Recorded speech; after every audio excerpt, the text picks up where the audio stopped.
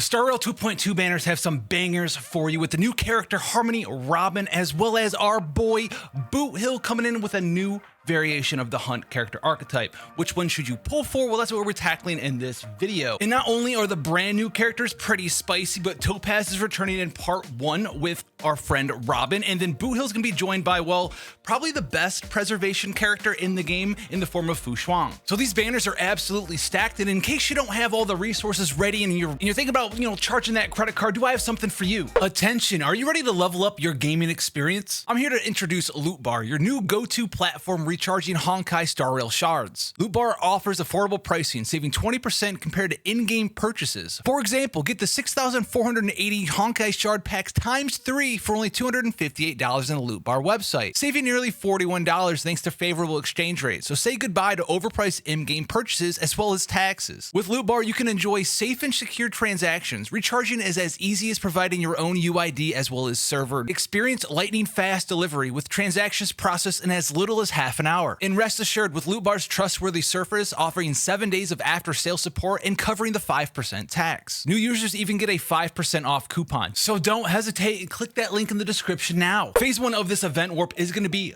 Topaz returning with the brand new character of Robin. Let's talk about Robin real quick. She's going to be a Harmony character. She's going to be the physical attribute.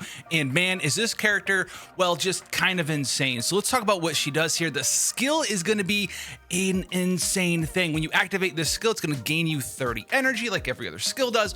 But most importantly, at talent level 10, it's going to give a 50% damage increase to everyone in your party for 3 turns, and this is going to last for 3 of Robin's turns, meaning that she's going to actually be, well, not only buffing the damage of your party into the stratosphere, but it's going to make her very skill point efficient. You're going to use 1 skill to activate this buff for 3 turns, and the next 2 turns for Robin is basically just going to be activating her basic attack. So not only do you get something absolutely insane that, well, out of the box will work in just any team imaginable, any team possible. This is the equivalent of, I don't know, using a Bronya skill on 1 person. You don't get the push, but now you get the damage bonus for everyone in your team. It's going to be a fantastic thing, and it's not going to be strictly relegated to these follow-up type attack teams, which is something that Robin also does do. And we'll see that with her ultimate, and this is going to cost, well, 160 energy. It's pretty expensive, but it's going to put her in the Concerto state and make all other allies immediately take action. But not only is it going to do that, but it's also going to give everyone an attack bonus at talent level 10 of 22.8% of Robin's attack plus 200, meaning that you are going to want to build her for as much attack as possible. And this is gonna, well, you'll be like, but my speed, don't worry, we have some solutions for that as well. An attack-based build for Robin is gonna be exceptionally powerful here. On top of that though, on top of this giant attack bonus that you get from her ultimate ability, every time a character in your party attacks, Robin's going to deal additional physical damage equal to 120% of her attack. And it's going to have a fixed crit rate as well. It's going to always crit, and it's going to have a fixed crit damage of 150%. This is going to solidify the fact that you mainly want to build your Robin for full attack. If you think about the Bronya applications, right? Bronya had 100% crit chance. We're going to have a 100% crit chance for Robin's follow-up attacks. You don't need to build crit damage though, because this follow-up attack is always going to have a fixed crit damage value of 150%. But we're not done yet with this ultimate. No. While you're in this state for Robin, she's also going to be immune to all crowd control debuffs, and she cannot enter or take an action until this state ends. So you might ask yourself, how do I take turns with Robin in this state? How do I get out of it? Well, similar to Jing Wang, who has the, big Thunderlord that's going to have its own turn meter on the turn bar, she's going to summon a Concerto countdown on the action order bar, and it's going to have a fixed speed of 90. Now, when this reaches the top of your action turn bar, that is when she's going to exit the Concerto state, and then she will also begin to immediately take an action once again, because that ultimate is going to keep you from taking your turn until the Concerto state ends based off of that fixed little Concerto countdown on the action bar, meaning that you're not going to take turns and decrease the duration of your skills effect, giving everyone in your party plus 50% damage. This is going to be an amazing thing, meaning that you don't really need to be building speed on Robin. You can build her for basically full attack. And you might ask yourself, well, how am I ever going to take turns if this is what's going on. And we're going to enter some of her amazing traces. So her first trace is going to be a doozy here. Now, when the battle begins, Robin's going to increase her action forward amount by 25%. And I don't want to get super mathy for you here, but basically, the slower your character is in Honkai Star Rail, the more you'll actually get an action combat forward effect from action combat forward effects. It's just how the math works out. The slower you are, the bigger of a boost you'll get. And you'll have some 2-piece planar ornament sets that can play into this, something like the Springly or Sprightly 2-piece set, which is going to give you energy recharge 5%, but also will do this effect as well, where when the battle begins, you're going to action combat forward yourself by X% amount, will stack with this trace, meaning that you can get like a 45-50% action forward advancement as the battle begins on your full attack focused Robin build. So she's going to jump ahead of everyone in your party with that giant action forward. You'll be able to use her skill, and you'll be able to get that ultimate generation gauge throughout the battle. Her second trace is going to further increase the damage capabilities and buffs that she's going to give your party, because while she's in that concerto state from her ultimate, she's going to increase the crit damage of all of your allies' follow-up attacks by 25%. And this is where a lot of people are going to be like pigeonholing Robin into a follow attack up only party.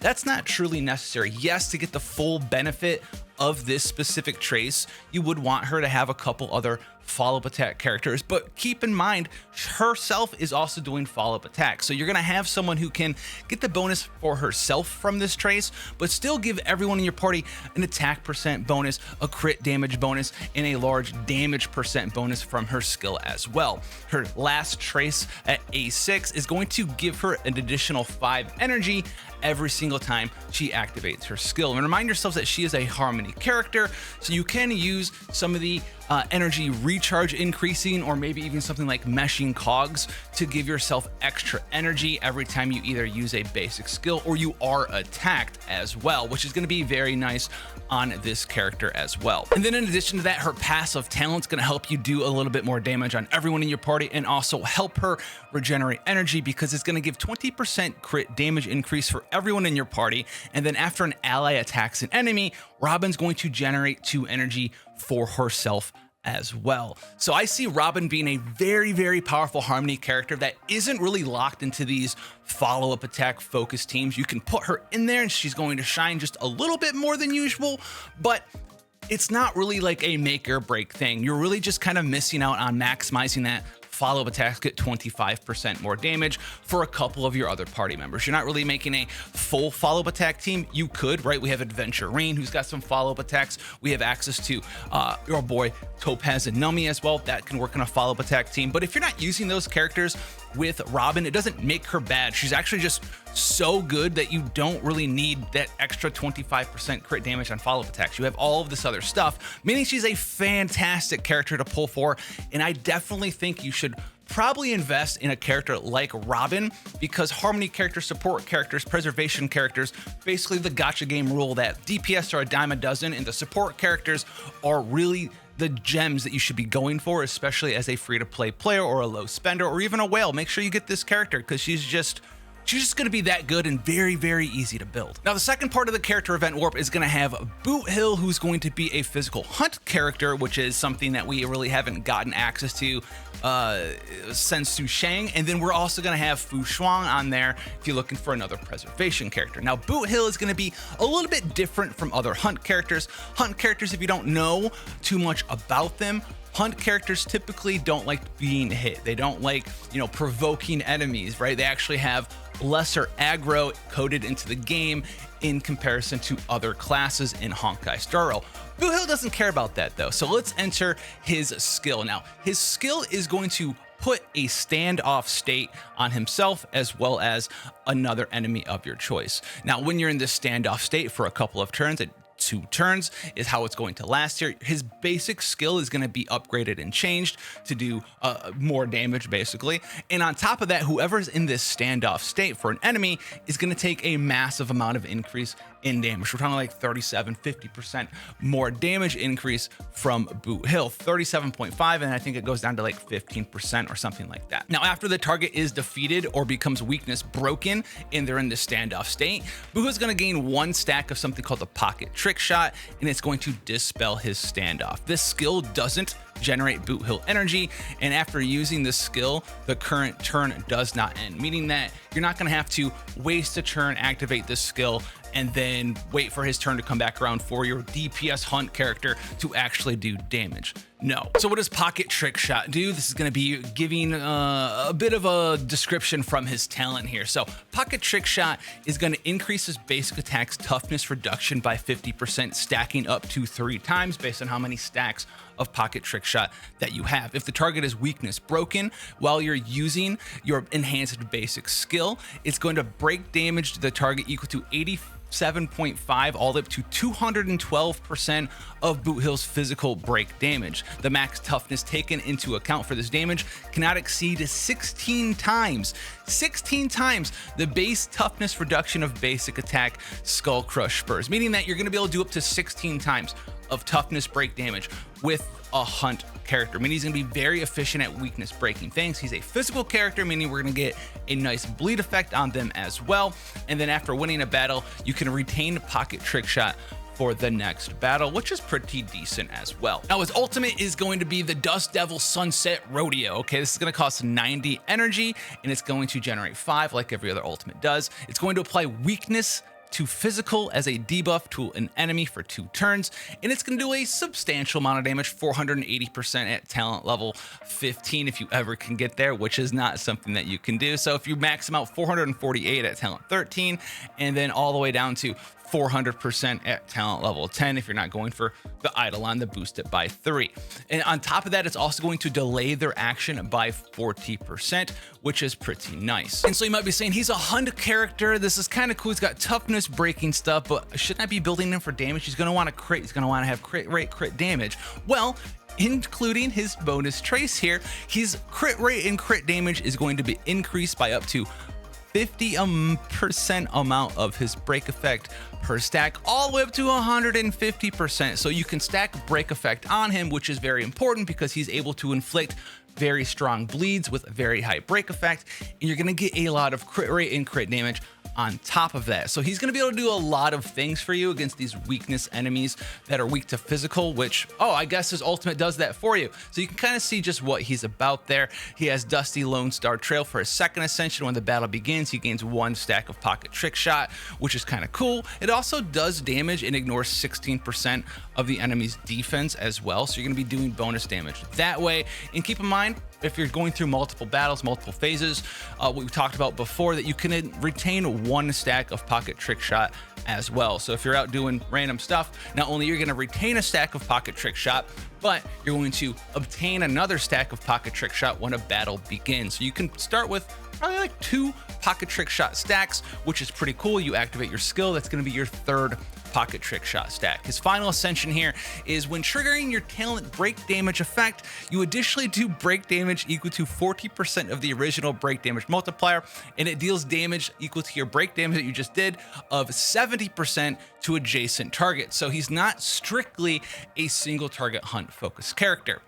So he's going to shine against enemies that are natively physically weak, but if they're not physically weak, you have a pretty cheap ultimate ability that you can just put physical weakness on somebody. You don't need to use him with Silver Wolf, right, to add physical weakness, and you're going to be able to break enemies. That's going to reduce their action turn order, and then on top of that, the ultimate also reduces their action turn order. So you're gonna have a pretty straightforward damage dealer with some very strong break effects. You're gonna be able to fit him into maybe some other teams, right? Think of the 4-star boy, I forget his name off the top of my head. He's got red hair, he's got the big punch thing. I want to say Luocha, but it's not him. And he does do big bleed effects from break effects, and you could use him with characters like Kafka. So you could have a hunt character sort of in your Kafka team if you want to use that there. He's going to be pretty cool, but I don't want to undersell this character. I think he's awesome, but like I said, dude, DPS, sort of a dime a dozen, right? If you're really liking Boothill, you like what he looks like, he's going to be powerful, he's going to be great. But if you had to pick between one of the two, I would 100% Phase 1 character warp Harmony for Robin. She's just too universal. She's just too good in a lot of the different things that she does there. So let me know what you think about it down below, and I'll catch you guys in the next one. Take care, guys.